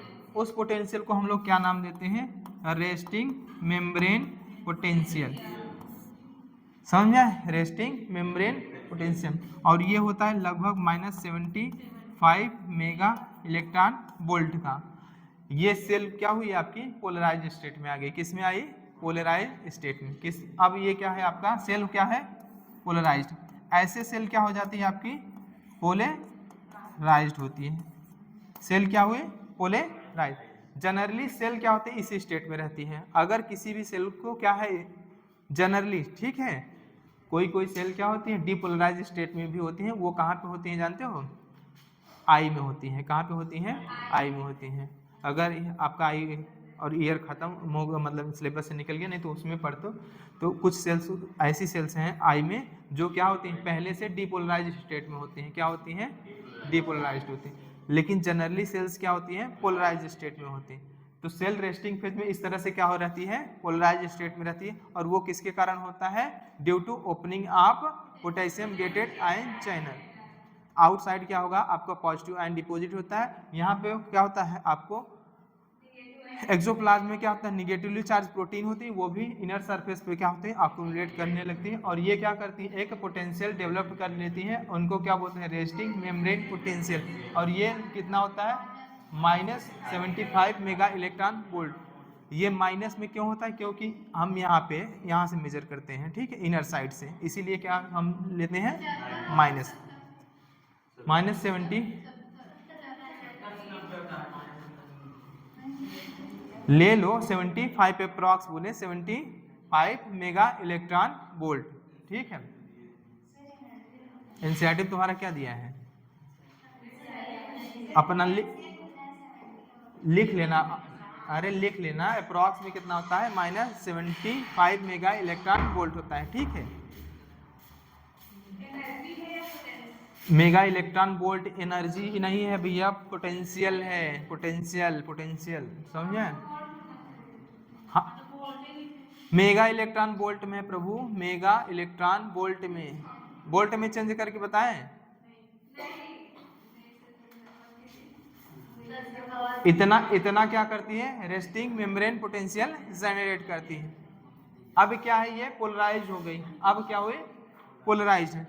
अगर कोई सेल पोलराइज्ड है, अब स्टिमुलस दोगे तो ये रिसीव करेगी। अगर पोलराइज, जब तक कोई भी सेल पोलराइज्ड नहीं होगी तब तक स्टिमुलस रिसीव नहीं करेगी। अब क्या हुआ, सेकंड देखो, सेकंड जैसे ही क्या हुआ, स्टिमुलस किसके पास पहुंचा है, अगर स्टिमुलस किसको दिए, पोलराइज्ड सेल के पास, क्या हुआ, पोले सेल है कोई, उसके पास स्टिमुलस जैसे ही पहुंचा, अब ये क्या करता है, ये मेम्ब्रेन को क्या करता है, अब क्या होगा, मेम्ब्रेन में पोटेशियम गेटेड आयन चैनल को क्लोज करेगा। क्या करेगा, ये क्लोज करेगा आपका, close potassium gated ion channel and open हो जाता है क्या आपका, एंड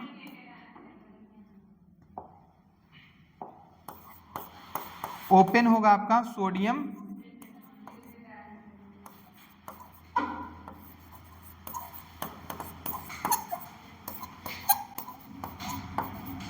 अगर sodium gated ion channel open हुआ तो ये क्या होगा, इनफ्लक्स होगा किसका, सोडियम आयन का, किसमें, एक्सोप्लाज्म में। रैपिड क्या होगा आपका, रैपिड क्या होगा, इनफ्लक्स होगा सोडियम आयन का। अब ये क्या करता है, ये क्या करता है, इनर साइड में जो निगेटिव चार्ज है उसको क्या करेगा, पहले न्यूट्रलाइज करेगा। क्या करेगा, पहले न्यूट्रलाइज करेगा, फिर क्या करेगा, ये पॉजिटिव में चेंज हो जाएगा।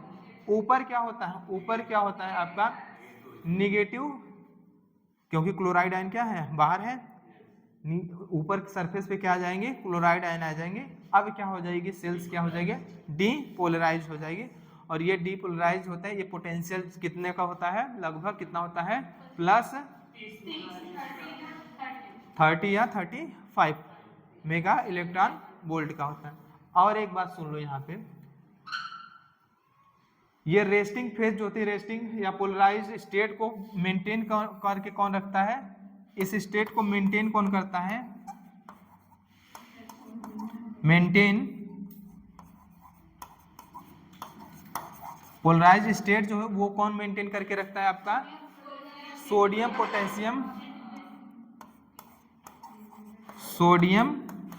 पोटेशियम एटीपेज पंप होता है। क्या होता है आपका, एटीपेज पंप होगा। ये क्या करता है, 3 सोडियम को बाइंड करता है इनर साइड, क्या होता है 3 सोडियम बाइंड इनर साइड, और क्या उनका कराएगा, आउटफ्लक्स कराएगा। आउटसाइड से 2 पोटेशियम आयन का क्या कराएगा, इनफ्लक्स कराएगा। समझ में, जैसे देख लो, देखो सेल के अंदर है, क्या है आपकी 3 पोटेशियम, क्या है पोटेशियम आयन को क्या करेगा, आउटफ्लक्स, और यहाँ पे 2 सोडियम आयन का, सोडियम लिख सही रहे हैं, बोल गलत रहे हैं, ठीक है। 3 sodium bind with inner side, इनका क्या होगा, आउटफ्लक्स होगा। और आउटसाइड से 2 पोटेशियम आयन क्या होंगे, बाइंड करेंगे, इनफ्लक्स होगा। क्या होगा, इसी के कारण क्या होता है आपका पोलराइज स्टेट या रेस्टिंग मेम्ब्रेन पोटेंशियल मेंटेन रहता है, ठीक है।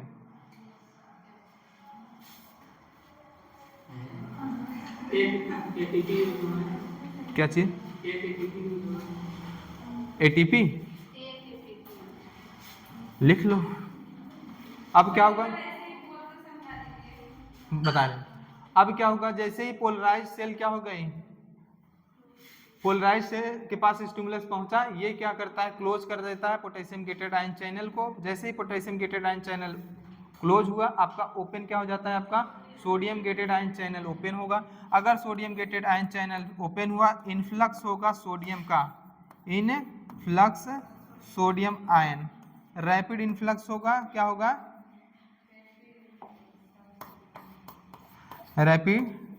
Rapidly.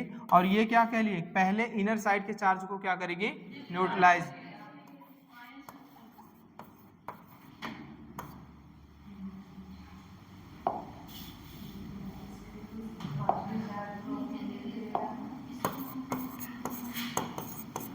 Neutralise the inner surface charge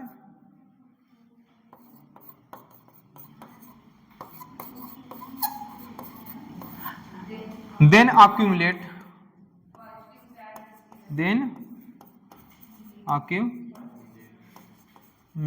positive, और ये कहाँ पे अक्यूमुलेट करेगी, इनर सरफेस पे। बाहर क्या होंगे, negative charge, chloride ion present होता है, वो क्या होगा आपका आके आउटर सरफेस पे आ जाएगा। तो अब सेल क्या हो जाती है, डीपोलराइज हो जाएगी। पोलैरिटी चेंज हुआ, क्या हुआ आपका, पोलैरिटी चेंज हुआ, दैट मीन्स आउटर सरफेस पे क्या आया आपका, आउटर सरफेस क्या आया निगेटिव, इनर सरफेस पे क्या आया पॉजिटिव। और ये कितने का होता है, लगभग 32 क्या होता है 35 मेगा इलेक्ट्रॉन वोल्ट। कितना होता है 35 मेगा इलेक्ट्रॉन वोल्ट। अब क्या हुई, ये सेल क्या हो गई, डीपोलराइज्ड हुई। जब तक सेल डीपोलराइज्ड रहेगी तब तक नेक्स्ट स्टिमुलस को रिसीव नहीं करेगी। इसी को हम लोग बोलते हैं रिफ्रैक्टरी फेज ऑफ सेल। क्या बोलते हैं, रिफ्रैक्टरी फेज। और इस फेज में सेल स्टिमुलस को रिसीव नहीं करती है, समझ में आया। डीपोलराइज हो गया, बोलो। अब डीपोलराइज हुआ, फिर से रिपोलराइज होना है कि नहीं होना है? क्यों? अगर सेल को स्टिमुलस फिर से रिसीव करना है, जब तक रिपोलराइज नहीं होगी तब तक स्टिमुलस रिसीव नहीं करे। अब फिर से क्या होता है, फिर से potassium gated ion channel open होगा। अब क्या होगा, इनफ्लक्स होगा कि आउटफ्लक्स? बोलो क्या होगा, अब बताओ, इनफ्लक्स होगा कि आउटफ्लक्स? पोटेशियम का क्या होगा, अब आउटफ्लक्स होगा। हाँ, अब आउटफ्लक्स होगा, फिर से क्या करेगी, फिर से पोलराइज स्टेट में जाएगी। समझा कि नहीं? मतलब रिपोलराइज हो रही, पोलराइज, फिर से ऐसे ऐसे नेक्स्ट साइकिल चलती रही।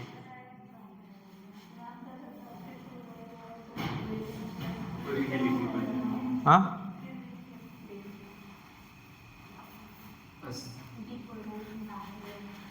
देखो जैसे ही आपका स्टिमुलस किसके पास पहुंचता है, एक्सॉन के पास। जैसे स्टिमुलस पहुंचेगा, ये क्या होता है, पोटेशियम, सॉरी, पहले रेस्टिंग फेज में क्या रहेगा, जब रहता है तो क्या होता है आपका पोटेशियम गेटेड आयन चैनल क्या होता है, ओपन होगा, आउटफ्लक्स होगा पोटेशियम आयन का। तो क्या होगा, पोटेशियम आयन आउटर साइड पे क्या होगा, अक्यूमुलेट है, इनर साइड पे नेगेटिव चार्ज प्रोटीन होंगी। उसके बाद क्या होगा, पोलैरिटी आपका क्या हो जाएगा,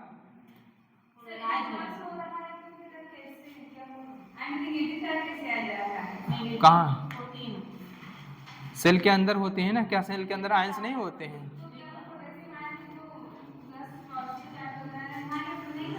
जहाँ प्रभु, जहाँ जहाँ स्टिमुलस होता है वहीं के बता रहे हैं। रुको, तुमको फिगर भी बनाते हैं तब बताते हैं।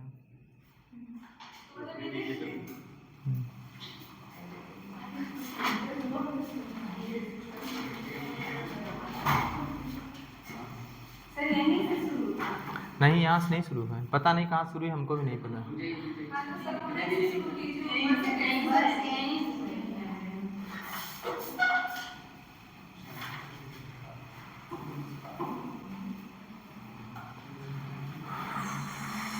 कितना बजा?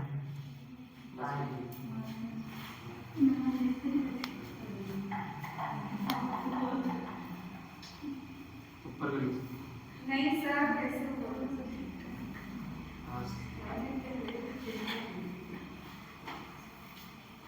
पोलराइजेशन, डीपोलराइजेशन, फिर क्या होगा आपका, रिपोलराइजेशन। रिपोलराइजेशन क्यों होता है, क्योंकि नेक्स्ट स्टिमुलस अगर रिसीव करना है, सेल को फिर से पोलराइज स्टेट में आना है, और फिर से पोलराइज स्टेट में आती है तो उसको क्या बोलते हैं, रिपोलराइजेशन। एक बार पोलैरिटी चेंज होगी, फिर से पोलैरिटी रीगेन करेगी।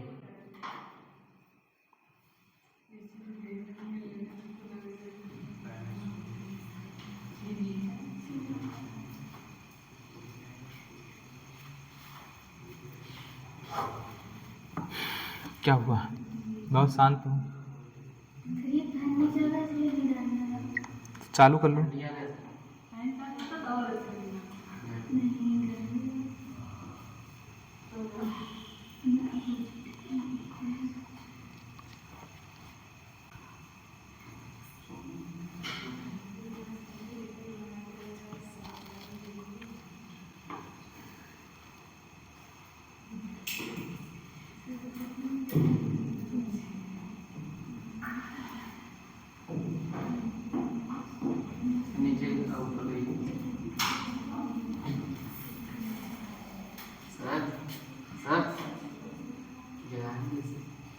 जाने दो,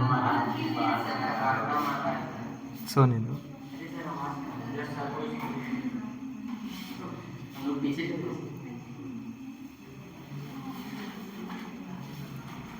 सोने दो, कोई इंपॉर्टेंट काम किया होगा रात में तो।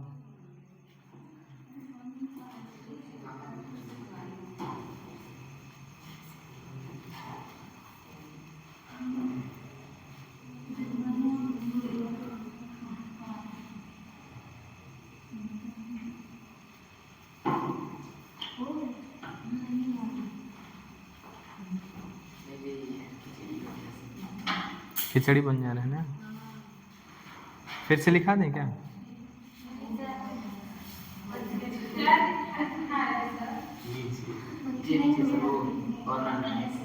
इससे इससे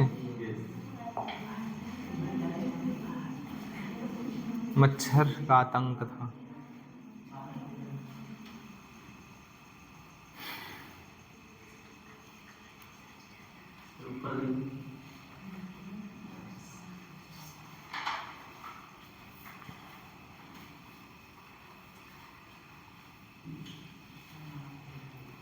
हुआ? नहीं सर, थोड़ा नीचे कीजिए। नहीं हुआ है सर, थोड़ा नीचे कीजिए।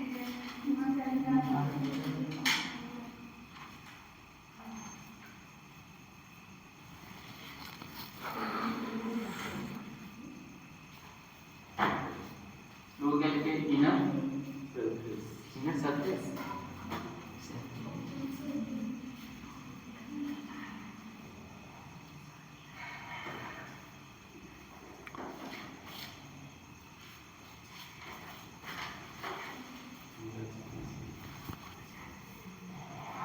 ज़्यादा तेल ले रहा है।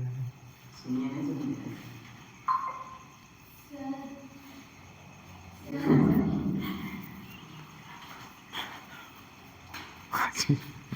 सोने दो। चल चला लो, पीछे का तो चला लो, इधर का रहने दो।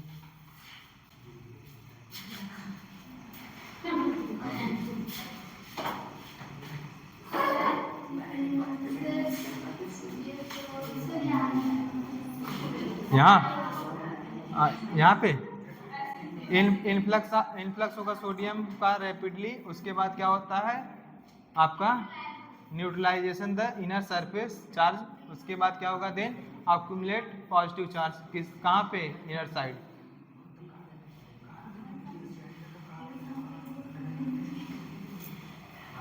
फिर से अगर रिपोलराइजेशन है तो अब फिर से क्या होगा, potassium gated ion channel open होगा, आउटफ्लक्स होगा, क्या होगा आपका, ठीक है, पोटेशियम का आउट फ्लक्स हो जाएगा, तो फिर से रीगेन कर लेगी पोलैरिटी, फिर से क्या आ जाएगी ये पोलराइज स्टेट में, उस प्रोसेस को बोलते हैं रीपोलराइजेशन।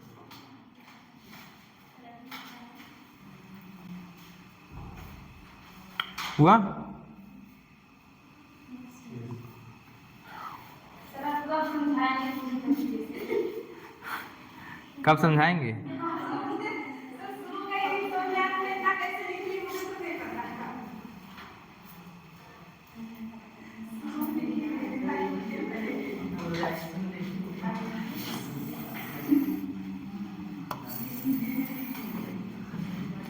देखो जब जब क्या है आपका नॉर्मल स्टेट में है तो यहाँ पे क्या है आपका पोटेशियम गेटेड आयन चैनल है, क्या है आपका पोटेशियम गेटेड आयन चैनल। जैसे आप क्या होता है नॉर्मल स्टेट में क्या होगा, potassium gated ion channel open होगा, ओपन होगा तो यहाँ पे इनर साइड में क्या होगा, सेल के अंदर पोटेशियम आयन का कंसंट्रेशन क्या होता है, हाई होता है। अब ये क्या करता है, ये तो परमिएबल होगा, इनिशियली परमिएबल होगा किसके लिए, पोटेशियम आयन चैनल के लिए परमिएबल होगा, लेकिन अदर आयंस के लिए लगभग क्या होगा, इम्परमिएबल होगा। तो आउटफ्लक्स किसका हुआ, आउटफ्लक्स हुआ पोटेशियम आयन का। जब पोटेशियम आयन का आउटफ्लक्स हुआ तो यहाँ पे पॉजिटिव आयन आ जाएंगे और यहाँ पे निगेटिवली चार्ज क्या होती है, प्रोटीन आ जाती है। ये क्या करती है, अब क्या करती है, सेल क्या हुई आपकी पोलराइज्ड हुई।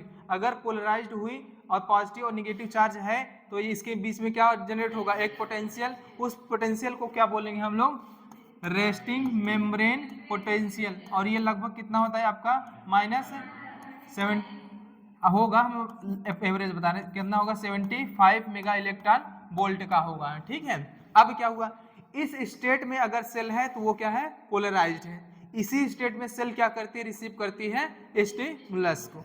अगर कोई स्टिमुलस आपने सेल को दिया, कोई स्टिमुलस आपने सेल को दिया, अब स्टिमुलस अगर जैसे ही ये रिसीव करेगी, यहाँ की क्या होती है, यहाँ पे पोटेशियम गेटेड आयन चैनल जो ओपन था ये क्या हो जाएगा आपका, ये आपका हुआ क्लोज। अब ये क्या हुआ आपका क्लोज। यहाँ पे सोडियम गेटेड आयन चैनल, ये क्या होगा, सोडियम गेटेड आयन चैनल क्या हो जाएंगे, ओपन। अगर sodium gated ion channel open हुए तो इनफ्लक्स होगा, rapid influx of sodium ion. Sodium ion का क्या हुआ, इनफ्लक्स हुआ। अब क्या करते हैं, ये इनर साइड के चार्ज को पहले न्यूट्रलाइज करेंगे, उसके बाद क्या करते हैं, अक्यूमुलेट होंगे। ऊपर क्या होती है, निगेटिवली चार्ज प्रोटीन। अब यहाँ क्लोराइड आयन होता है, अब यहाँ की पोलैरिटी क्या हो जाएगी, यही की बता रहे हैं, इधर करके बता रहे हैं, इसका मतलब नहीं कि आगे की ओर, समझ, यहीं पे अब क्या हो जाएगा, ये बाहर प्लस था, अब क्या हो जाएगा बाहर, अब यहाँ पे हो जाएगा बाहर क्या हो जाएगा आपका माइनस हो जाएगा, अंदर क्या हो जाएगा प्लस। अब ये सेल जो पहले क्या थी पोलराइज थी, अब क्या हुई डीपोलराइज हुई, क्या हुई डीपोलराइज हुई, क्या हुई डीपोलराइज हुई। समझ आया कि नहीं, समझ रहे हो। अब आगे की ओर क्या है आपका पोलराइजेशन है कि नहीं, आगे की ओर सेल क्या है पोलराइज्ड है कि नहीं बताओ। अब क्या होगा यहाँ पे क्या हुआ डीपोलराइजेशन, यहाँ पे अब बना लो तुम, यहाँ पे निगेटिव हो जाएगा और यहाँ पे पॉजिटिव हो जाएगा। आगे सेल क्या है पोलराइज्ड है, यहाँ से क्या होगा करंट आई किधर की ओर आएगा, मान लो इसको बी पॉइंट मानते हो, इसको ए पॉइंट मानते हो, तो बी से ए की ओर, और इनसाइड अगर हम बात करें तो करंट ए से बी की ओर, कहाँ होगा ए से बी की ओर, समझ में। इलेक्ट्रॉन की मूवमेंट की बात करें तो यहाँ पे क्या होगा ए से बी की ओर, यहाँ पे बी से ए की ओर। अब आगे क्या होंगी, ऐसे ही आगे सेल क्या होंगी डीपोलराइज होंगी, पीछे रीपोलराइज होंगी, आगे क्या होंगी डीपोलराइज, पीछे रीपोलराइज होंगी। इसी तरह से इंपल्स आगे की ओर क्या होगा बढ़ता जाएगा, ठीक है। समझ, एक्टिव प्रोसेस से एक साथ इतनी एनर्जी मिलती नहीं है। अब कहोगे कि अब क्या होगा डीएनए की सिंथेसिस एक साथ क्यों नहीं होती, डीएनए का स्मार्ट सेगमेंट होता है, इंपल्स एक साथ क्यों नहीं पहुंचता, एक साथ पहुंचेगा ढेर सारी एनर्जी चाहेंगी, छोटे छोटे भागों में क्या होगा, पहले यहाँ की सेल डीपोलराइज हुई, फिर यहाँ की और फिर यहाँ की, फिर यहाँ के, फिर आगे ऐसे इंपल्स, पीछे से तो स्टिमुलस भी रिसीव करना है, एक साथ अगर डीपोलराइज हो गई तो स्टिमुलस पीछे से कहाँ रिसीव करेगा, फिर एक साथ पूरा डीपोलराइज या एक साथ पूरा रिपोलराइजेशन नहीं होता, छोटे छोटे पार्ट्स में होगा, रिपोलराइजेशन डीपोलराइजेशन रिपोलराइजेशन डीपोलराइजेशन, आगे की ओर इंपल्स क्या होगा ऐसे चलेगा, ठीक है। अब बताओ अब किसको नहीं समझ में आया, क्या है इतना गंदा बनाया है, अब मिटाए भी ना इसमें।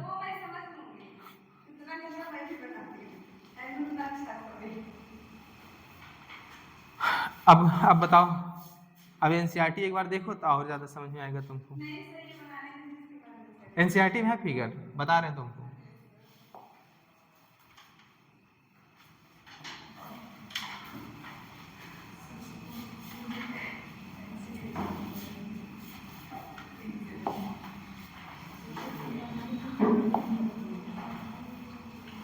देखो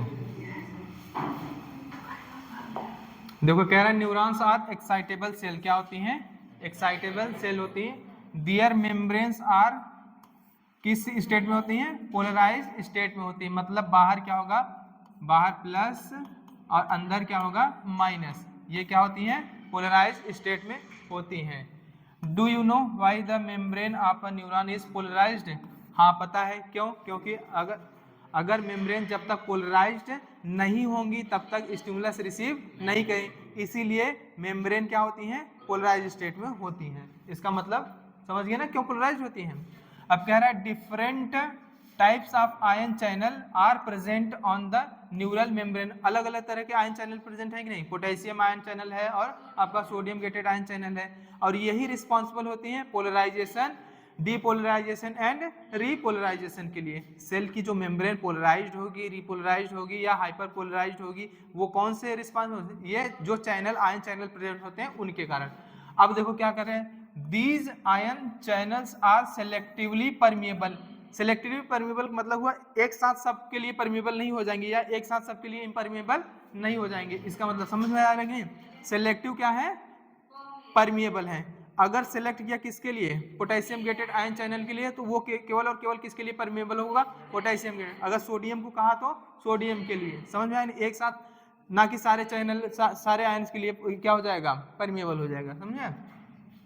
different ions when a neuron, जब एक neuron is not conducting any impulse, मतलब रेस्टिंग फेज में है, जब किसी न्यूरॉन से कोई भी इंपल्स कंडक्ट नहीं हो रहा है, दैट मीन्स वो क्या है रेस्टिंग फेज में है। तब होता क्या है एक्सोनल मेम्ब्रेन, क्या होती है axonal membrane is comparatively more permeable, किसके लिए पोटेशियम आयन के लिए मोर परमिएबल होती है एंड नियरली क्या होती है, nearly impermeable.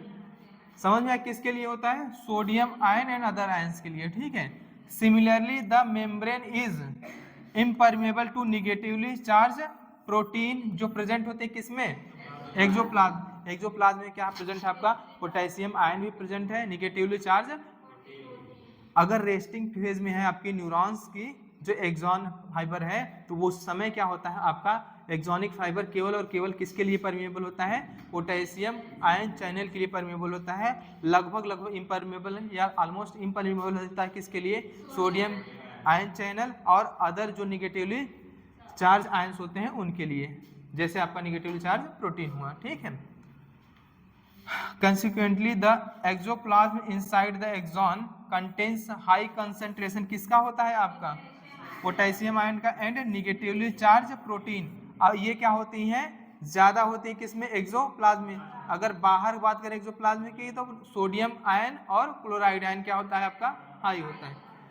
And low concentration of sodium ion in the contrast fluid outside the axon जो कंटेन करता है, जो आउटसाइड सेल के आउटसाइड है, वहां पे लो कंसंट्रेशन किसका होगा आपका, पोटेशियम आयन का, और हाई कंसंट्रेशन किसका होगा, सोडियम आयन का।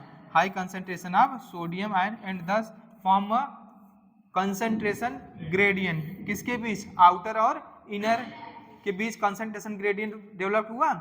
अब क्या करता है, these ionic gradient across the resting membrane are maintain by the active transport of ions by the sodium potassium ATPase pump which transport 3 sodium inside to outside outward for किसके लिए, 2 potassium into, समझ में। as a result the outer surface of the axonal membrane जो होती है possesses a positive charge while its inner surface negative charge. अब क्या हो जाती है आपकी पोलराइज स्टेट में सेल आ जाती है और ये जनरेट करती है रेस्टिंग मेम्ब्रेन पोटेंशियल, और ये कितना होता है, -75 मेगा इलेक्ट्रॉन वोल्ट के। समझे।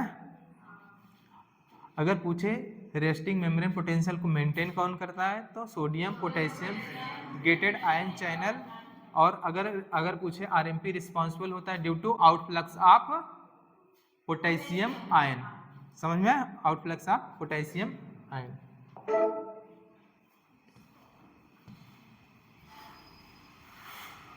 इस फिगर को समझो, अगर यहां से समझोगे तो नहीं, नीचे पढ़ोगे तब तुमको समझ में आएगा। समझ में, देखो ये बताओ पोलराइज्ड है कि डिपोलराइज्ड है, ये सेल पोलराइज्ड है या डिपोलराइज्ड है, क्या है, आउटर क्या है आपका, देखो सोडियम अगर रेस्टिंग फेज में थी तब तो क्या थी आपका, आरएमपी जनरेट कर ली। अब क्या की, आरएमपी जनरेट कर ली। अगर यहाँ पे स्टिमुलस देंगे, यहाँ पे हमने क्या दिया स्टिमुलस, तो ये क्या हो जाएगा आपका, sodium gated ion channel open हुआ। जब sodium gated ion channel open हो जाएगा तब इनफ्लक्स होगा किसका, सोडियम का, तो पोलैरिटी क्या हो जाएगी, चेंज हो जाएगी, बाहर माइनस और इनर साइड क्या हो जाएगा प्लस। अब ये क्या हुई आपकी, डीपोलराइज हुई, क्या हुई, डीपोलराइज्ड हुई, क्या हुई आपकी, डीपोलराइज्ड।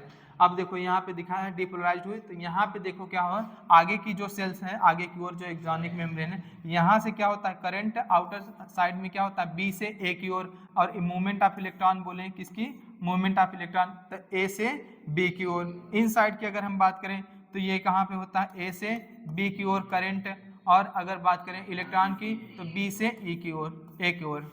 समझा, ये सब याद रखना है, समझा कि नहीं।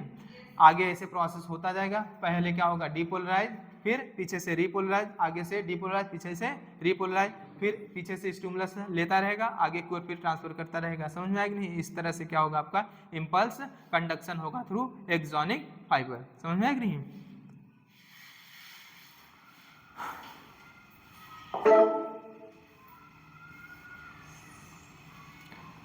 ये उसी के बारे में बात कर रहे हैं, निगेटिवली चार्ज हो जाएंगे and there of is a polarised, क्या हो जाएगी, इसी कारण क्या हो जाएगी, सेल क्या हो जाती है, पोलराइज्ड होता है। अब देखो क्या कर रहा है, इलेक्ट्रिकल पोटेंशियल डिफरेंस किसके बीच होता है, cross the resting plasma membrane, और उसको हम लोग क्या बोलते हैं, रेस्टिंग पोटेंशियल बोलते हैं, समझे। You might be curious to know about the mechanism of generation of nerve impulse and its conducting along an axon. मतलब कह रहा है कि मतलब कैसे नर्व इम्पल्स जनरेट होता है और कैसे कंडक्ट होता है, ठीक है, through axon. When a stimulus is applied at a site, किसी साइट पे अगर स्टिमुलस आप देते हो तो क्या होता है, मान लो सपोज किया कि इसको पॉइंट ए को किया है, स्टिमुलस आपने दिया ऑन द पोलराइज्ड किसके पास, पोलराइज्ड मेम्ब्रेन, और स्टिमुलस कौन रिसीव करता है, पोलराइज्ड मेम्ब्रेन, याद रखना। अगर पोलराइज्ड नहीं है तो वो स्टिमुलस रिसीव नहीं करेंगे। The membrane are at the site of A becoming freely permeable, आप किसके लिए परमेबल हो गए, सोडियम आयन चैनल के लिए, सोडियम आयन के लिए परमेबल हो जाएगी।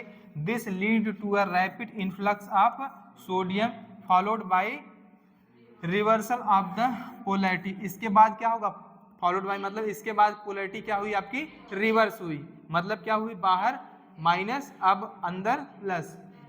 एट दैट साइड, किस साइड पे, ए साइड पे, जहां स्टिमुलस दोगे वहीं की सेल पोलराइज या क्या होगी, वहीं की सेल पोलराइजेशन से डीपोलराइजेशन में जाएगी, जहां पे स्टिमुलस मिलेगा वहीं की, ठीक है। The outer surface of the membrane becoming negatively charge and the inner side becoming a positively charge.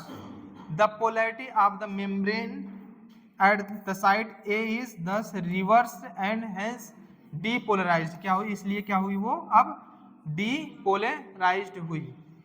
The electrical potential difference across the plasma membrane at the site A is called action potential, और ये action potential कितना होता है, लगभग 35 mega electron volt, समझा, which is in fact termed as a nerve impulse, और यही क्या है, इसी को हम बोल देते हैं नर्व इम्पल्स, और यही इम्पल्स आगे की ओर क्या करेगा, ट्रांसमिट करेगा, किसके थ्रू, एक्सोनिक फाइबर के थ्रू, समझ में। एट साइट इमीडिएटली अहेड, किसके, ए के, द एक्सॉन साइट, जैसे हमने मान लिया एक्सॉन की site B, membrane has a positively charge. अब देखो यहाँ पे निगेटिव है, यहाँ पे पॉजिटिव, यहाँ पे निगेटिव, यहाँ पे पॉजिटिव, लेकिन आगे की ओर पॉजिटिव है और निगेटिव है ना। जस्ट ए के जस्ट अहेड, ए के जस्ट अहेड में क्या है, आगे की ओर पॉजिटिव है, इनर आउटर साइड, और इनर साइड क्या है, निगेटिव है ना। On the outer surface and negatively charge on the inner surface, कहाँ की बात कर रहा है, बी की बात कर रहा है, ठीक है।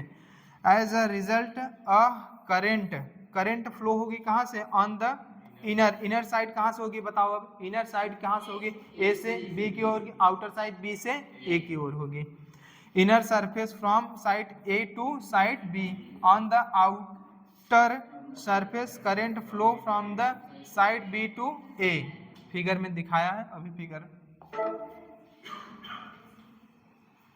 देख लो, यहाँ पे कहाँ पे करंट हो रहा है, बी से ए की ओर, यहाँ पे क्या हो रहा है, ए से बी की ओर हो रहा है। अगर इलेक्ट्रॉन की मूवमेंट ऑफ इलेक्ट्रॉन की बात करें, movement of electron just opposite होता है, करंट का क्या होता है, अपोजिट। ऊपर में क्या होगा, ए से बी, नीचे क्या होगा आपका, बी से ए। करंट के रिस्पेक्ट में पूछा है तो बताना, अगर इलेक्ट्रॉन के रिस्पेक्ट में पूछे तो भी बताना, ठीक है। कहाँ पहुंचे थे, अरे ये कहाँ से आ गया,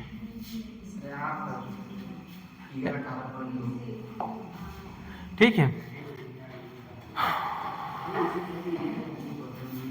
हाँ यहाँ पे ना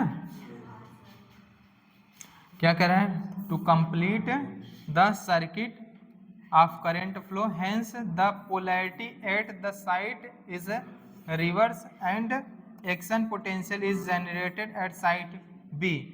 अब क्या होगा, बी साइड पे 10 the impulse generated site A arrives at site B की ओर पहुंचेगा। द सीक्वेंस इज रिपीटेड, अब ये सीक्वेंस क्या होगा, ऐसे सेम रिपीट करें along the length of axon and consequently the impulse is conducted किसके थ्रू, एक्सॉन के through. The rise in the stimulus, अगर आप स्टिमुलस और ज़्यादा बढ़ाएंगे, induced permeability to sodium ion के लिए और भी ज़्यादा क्या होगी, परमेबिलिटी इंक्रीज हो जाएगी, ये एक्सट्रीमली शॉर्ट हो जाएगा, क्या हो जाएगा, शॉर्ट लिव्ड हो जाएगा। It is quickly followed by a rise in the permeability of potassium within a fraction of a second. Potassium diffuses outside the membrane and restore the resting potential of membrane at the site of excitation, and the fiber becomes once more responsive to further stimulus. मतलब सीधा सीधा हुआ, देखो site ए पे stimulus receive किया, polarity change हुई, depolarise हुआ, अब क्या हुआ, करंट क्या हुआ, अगर जस्ट ए के अहेड आप देखोगे तो पोलैरिटी क्या है, बाहर पॉजिटिव, इनर साइड क्या है, निगेटिव। अब करंट ये फ्लो करेगा आउटर में बी से ए की ओर, और इनर साइड में क्या होगा, ए से बी की ओर, क्या होगा, ए से बी की ओर। अब ये आगे की ओर इंपल्स जब भेजेगा तो आगे बी क्या हो जाएगी, फिर से डीपोलराइज हो गए, और तुरंत ही, ऐसा नहीं है कि ज़्यादा टाइम लगता है, फ्रैक्शन ऑफ सेकेंड में पीछे की जो ए साइड से ए पॉइंट ए थी वहाँ पे क्या होगा, फिर से potassium gated ion channel open हो जाता है, आउट फ्लक्स होगा किसका, पोटेशियम आयन चैनल, फिर से वो रीपोलराइज हो जाएगी। रीपोलराइज इसीलिए हुई क्योंकि अगर उसको फिर से स्टिमुलस रिसीव करना है तो उस सेल को वापस से रीपोलराइज होना पड़ेगा। अब फिर से क्या होगा, आगे डीपोलराइज होते हुए चली जाएगी, अगर पीछे से नया कोई इंपल्स मिल रहा है फिर से क्या हो जाएगा, depolarisation, then repolarisation, depolarisation, repolarisation. इसी तरह से एक्सॉन में क्या होता है, आपका एक्सॉनिक फाइबर में इंपल्स क्या होता है, कंडक्शन होता रहता है, ठीक है, समझा। ये पूरा क्या था, conduction of impulse through axonic fibre. Hello hello कल हाँ कर लिए आज, ठीक है, चलो। और इसमें कुछ है नहीं, इसके बाद है क्या तुम्हारा, देख लो, ट्रांसमिशन ऑफ इंपल्स है, ठीक है, क्या हुआ, बंद करो।